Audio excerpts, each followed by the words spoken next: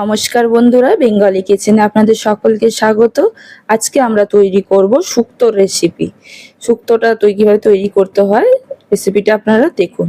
এখানে আমি দুটো উচ্ছে, একটা বেগুন, দুটো কাঁচকলা, তিনটে আলু, ডাঁটা, এখানে আরও অনেক রকমের সবজি দেওয়া যায়, যেমন পেঁপে, রাঙালু, আমার কাছে যেটা ছিল সেইগুলোকে আমি এখানে লম্বা লম্বা করে সব কেটে ধুয়ে পরিষ্কার করে নিয়েছি। কড়াইতে তেল দিয়ে প্রথমে একটু বড়ি ভেজে নিয়েছি। বড়িগুলোকে লাল করে ভেজে তুলে রেখে নেব। যতক্ষণ না একটু লাল হচ্ছে ভালো করে ভেজে নিতে হবে বড়িগুলো। বড়ি ভেজে নেওয়ার পর আর একটু তেল দিয়ে প্রথমে এখানে আমি কাঁচকলাগুলোকে ভেজে নিচ্ছি।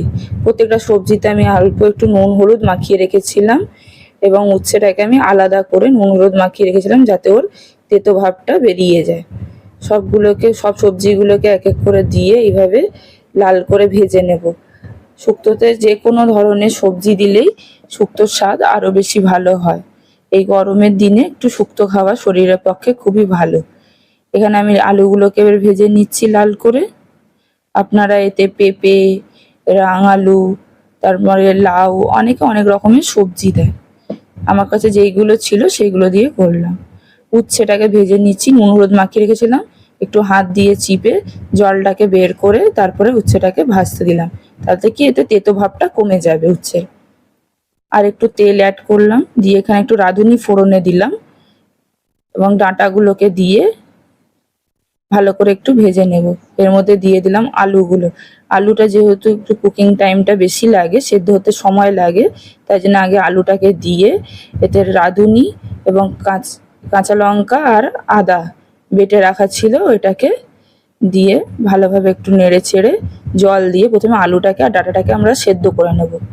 যখন আলু আর ডাঁটা অর্ধেক সেদ্ধ হয়ে যাবে তখন বাকি সবজিগুলোকে দিয়ে ভালো মতন নেড়ে ছেড়ে নেব, কারণ এই সবজিগুলো সেদ্ধ হতে বেশি সময় লাগে না, তাই জন্য। এখানে পোস্ত আর সর্ষে বেটে রেখেছিলাম, ওইটাকে দিয়ে দিলাম। আগে থেকে দিয়ে দিলে সর্ষেটা হয়তো তেতো হয়ে যাবে, তাই জন্য যখন অর্ধেক সেদ্ধ হয়ে গেছে লাস্টের দিকে এই দেখুন সব সবজি আমার সেদ্ধ হয়ে গেছে।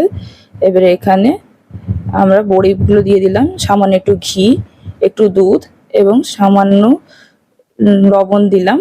লবণটা কম লাগছিল তাই জন্য একটু লবণ অ্যাড করে দিলাম এবং এখানে আমরা একটু সামান্য চিনি দেব যাতে টেস্টটা ব্যালেন্স হয়। আমাদের শুক্তো একেবারে রেডি। গরম ভাতের সাথে যে কোনো খাবারের সাথে আপনি এটাকে সার্ভ করুন, খুবই ভালো লাগবে। রেসিপিটি ভালো লাগলে অবশ্যই একটি লাইক